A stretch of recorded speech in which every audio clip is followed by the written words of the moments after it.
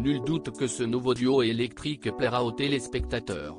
Gilbert, ancien chauffeur poids lourd retraité et particulièrement radin, face à sa nouvelle compagne Christine, une bourgeoise un peu snob qui n'a pas trop peiné dans la vie. Pourtant, cette dernière est interprétée par Fanny Cotenson, actrice de renom, acharnée du travail et césarisée qui plus est. L'opposé de son personnage donc.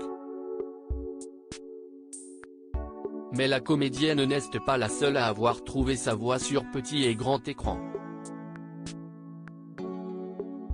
En effet, il semblerait que son fils ait suivi le même chemin. Dans les années 1980, alors qu'elle vient tout juste de décrocher le César de la meilleure actrice pour son rôle dans L'Étoile du Nord, film réalisé par Pierre Granier-Desfers, Fanny Cotenson succombe au charme du réalisateur Roger Cogiot. Éperdument épris, les tourtereaux entament alors une relation amoureuse.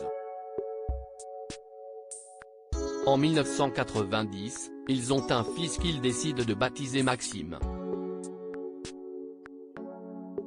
Malheureusement, le couple se sépare quelques années plus tard et Roger Cogiot décède en octobre 2001 des suites d'un cancer.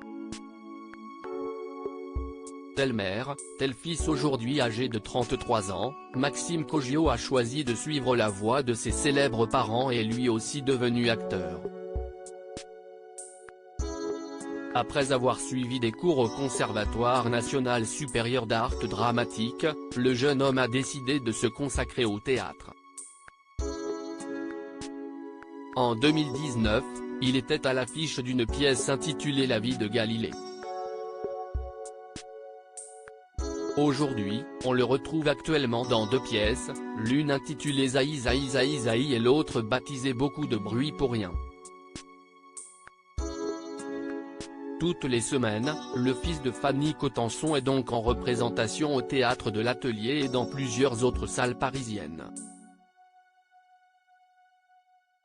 Un début de carrière qui fait sans nul doute la fierté de sa mère.